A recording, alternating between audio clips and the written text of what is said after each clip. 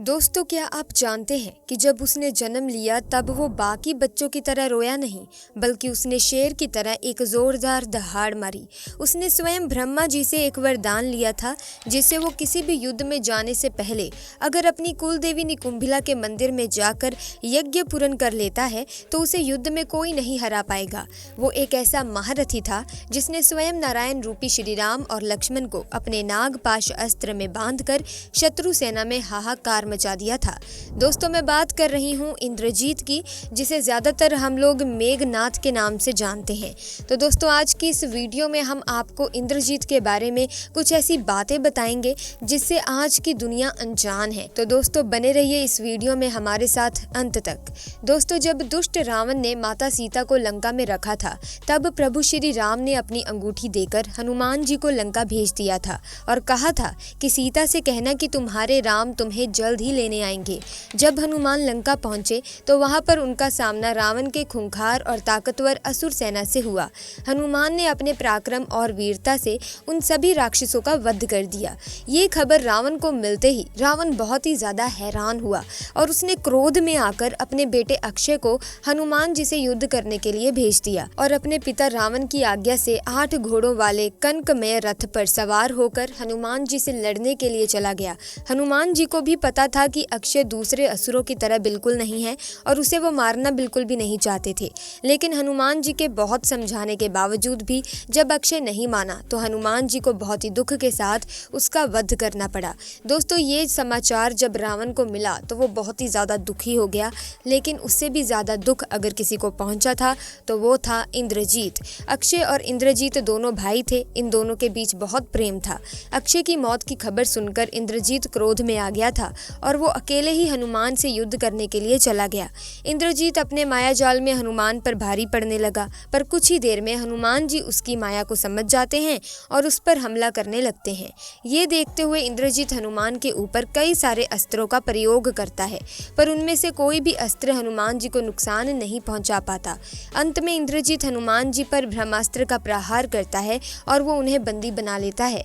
इसी बात से आप अंदाजा लगा सकते हैं कि वो कितना ज्यादा बलशाली था। दोस्तों, इंद्रजीत को इतना ताकतवर और पराक्रमी बनाने के पीछे रावण का ही योगदान है। रावण शुरू से ही चाहता था कि उसका बेटा अमर और सर्वशक्तिमान बने। दोस्तों, इंद्रजीत रावण और मंदोदरी का बड़ा बेटा था। उसके जन्म के दौरान उसका रोना ऐसा लग रहा था जैसे कि मेघ की गड़गड़ाहट, जिसकी वजह से उसका नाम मेघनाथ पड़ा। दोस्तों, रावण मेघनाथ को सर्वशक्तिमान बनाना चाहता था ताकि दुनिया में कोई दूसरा उसे हरा ना पाए। रावण चाहता था कि उसका बेटा परम योद्धा हो, अत्यंत ज्ञानी हो। तो उसने अपने बेटे को अमर बनाने के लिए सभी ग्रहों और नक्षत्रों को एक ऐसी स्थिति में रहने के लिए आज्ञा दी जिससे उसके पुत्र को उसकी इच्छा अनुसार जन्म लेने का अवसर मिले। दोस्तों, रावण के क्रोध और शक्ति के कारण सभी ग्रहों और नक्षत्र डरते थे। मेघनाथ के जन्म के समय सभी ग्रह रावण की इच्छा अनुसार स्थिति में ही थे।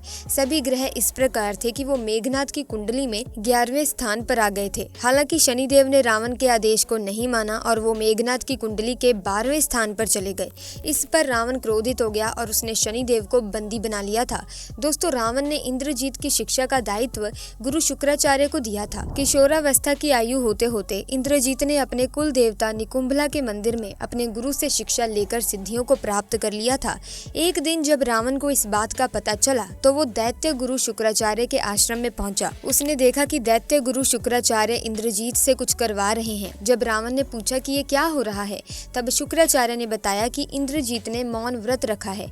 जब तक उसे वरदान नहीं मिल जाता तब तक वो मौन व्रत धारण करे रखेगा। इंद्रजीत अपनी कठोर तपस्या में सफल हुआ और भगवान शिव ने उसे दर्शन दिए। भगवान शिव ने उसे कई सारे अस्त्र शस्त्र, शक्तियां और सिद्धियां प्रदान करी, परंतु उन्होंने इंद्रजीत को सावधान भी कर दिया था कि वो कभी भूल कर भी किसी ऐसे ब्रह्मचारी से ना भिड़े जो 12 वर्षों से कठोर ब्रह्मचर्य की तपस्या का पालन कर रहा हो। और इसीलिए भगवान श्री राम ने लक्ष्मण से 12 वर्ष तक कठोर तपस्या करवाई थी। वरदान पाने के बाद इंद्रजीत एक बार फिर से एक दैत्य गुरु शुक्राचार्य के आश्रम में गया और उसने पूछा कि आगे क्या करना चाहिए। तब शुक्राचार्य ने उसे 7 महायज्ञ की शिक्षा दी, जिसमें से एक महायज्ञ करना बहुत ही कठिन था, लेकिन उसने इन 7 महायज्ञों को पूरा किया। दोस्तों, इससे उसे कई अस्त्र शस्त्र प्राप्त हुए, जिनमें से एक दिव्य रथ था जो उसके मन की गति से किसी भी दिशा में उड़ सकता था। साथ ही उसे एक ऐसा धनुष प्राप्त हुआ हुआ जिसमें बाण कभी समाप्त ही नहीं होते थे। इसके अलावा उसे इन यज्ञ में से जो मुख्य शस्त्र प्राप्त हुए थे वो थे भगवान ब्रह्मा का सर्वोच्च अस्त्र ब्रह्मास्त्र, भगवान विष्णु का सर्वोत्तम नारायण अस्त्र और भगवान शिव का सर्वोच्च पशुपति अस्त्र। इन तीनों को पाने के बाद वो अपने पिता रावण से भी ज्यादा शक्तिशाली हो गया था। और दोस्तों यही वो कारण था जो इंद्रजीत को रामायण का सबसे बड़ा योद्धा बनाता है। देव असुर युद्ध के समय जब रावण ने इंद्र समेत सभी देवताओं को बंदी बना लिया था और कारागार में डाल दिया था, उसके कुछ समय बाद एक समय सभी देवताओं ने मिलकर कारागार से भागने की कोशिश की थी, लेकिन इंद्रजीत ने पीछे से अदृश्य रूप में अपने दिव्य रथ पर चढ़कर देवताओं पर हमला बोल दिया था। देव सेनापति भगवान कार्तिकेय ठीक उसी समय देवताओं की रक्षा के लिए आ गए, लेकिन इंद्रजीत को रोक नहीं पाए। इंद्रजीत ने न केवल देवताओं को पराजित किया बल्कि इंद्र को अपना बंदी बनाकर वापस लंका ले गए। जब रावण जागा और उसे सारी बातें पता चली, तब रावण और इंद्रजीत ने ये निश्चित किया कि वे इंद्रदेव का वध कर देंगे। लेकिन ठीक उसी समय भगवान ब्रह्मा जी लंका गए और उन्होंने इंद्रजीत को आदेश दिया कि वो इंद्रदेव को छोड़ दें। इंद्रजीत ने ये कहा कि वो ये काम केवल तभी करेगा जब उसे ब्रह्मदेव अमर होने का वरदान देंगे, लेकिन ब्रह्मदेव ने ये कहा कि ये वरदान प्रकृति के नियम के विरुद्ध है, परंतु वो उसे ये वरदान देते हैं जब वो कुलदेवी निकुंभला का यज्ञ करेगा तो उसे एक दिव्य रथ प्राप्त होगा और जब तक वो इस रथ पर रहेगा तब तक कोई भी उसे नहीं मार पाएगा। लेकिन एक बात का ध्यान रखना होगा, अगर कोई उसका कुलदेवी निकुंभला का यज्ञ बीच में ही खराब कर देगा तो वही उसकी मृत्यु का कारण बन जाएगा। दोस्तों इंद्रजीत का ये पराक्रम हमें रामायण के युद्ध में भी देखने को मिला है। रामायण युद्ध के दौरान कुंभकर्ण के बाद रावण के पास केवल उसका एक ही पुत्र इंद्रजीत ही रह गया था। उसने इंद्रजीत को आदेश दिया कि वो युद्ध भूमि में प्रवेश करे। इंद्रजीत ने अपने पिता के आदेश पर सबसे पहले कुलदेवी माता निकुंभला का आशीर्वाद लिया और उसके बाद रणभूमि की ओर चल पड़ा। जैसे ही युद्ध आरंभ हुआ, एक एक करके सारे योद्धा इंद्रजीत के हाथों वीर गति को प्राप्त हो गए। अंत में लक्ष्मण और इंद्रजीत के बीच युद्ध होने लगा। जब इंद्रजीत के सारे अस्त्र असफल हो गए तो उसने अदृश्य होकर पीछे से सारी वानर सेना भगवान श्री राम और लक्ष्मण पर नागपाश का प्रयोग किया। तभी हनुमान जी को एक उपाय सूझा कि भगवान गरुड़ इसको काट सकते हैं, तो हनुमान जी तुरंत ही गरुड़ जी को ले आए और गरुड़ जी ने सभी को नागपाश के बंधन से मुक्त कर दिया। दूसरे दिन जब रावण को पता चला कि सभी वानर सेना भगवान श्री राम और लक्ष्मण जी नागपाश से मुक्त हो गए हैं, तो क्रोध में आकर उसने दूसरे दिन एक बार फिर से इंद्रजीत को युद्ध भूमि में भेजा। इस बार इंद्रजीत ने रणभूमि में घोषणा की कि आज वो लक्ष्मण या राम में से किसी एक को तो मार ही देगा।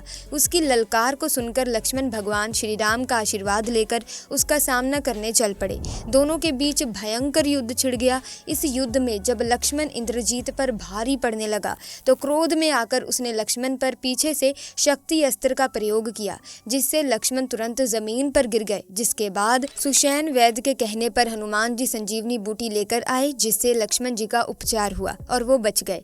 दोस्तों तीसरे दिन जब रावण को यह पता चला कि लक्ष्मण ठीक हो गए हैं, तो उसने एक बार फिर से इंद्रजीत को ये आदेश दिया कि वो युद्ध भूमि में जाए। लेकिन इस बार फिर से लक्ष्मण इंद्रजीत पर भारी पड़ रहे थे, जिसको देखकर उसने अंतिम 3 महाअस्त्रों का प्रयोग किया, जिससे बढ़कर कोई दूसरा अस्त्र सृष्टि में ही नहीं है। सबसे पहले उसने ब्रह्मास्त्र का प्रयोग किया, लेकिन ब्रह्मास्त्र लक्ष्मण को प्रणाम करके निस्तेज होकर लौट गया। फिर उसने लक्ष्मण पर भगवान शिव का पशुपति अस्त्र का प्रयोग किया, लेकिन वो भी लक्ष्मण को प्रणाम करके कहीं गायब हो गया।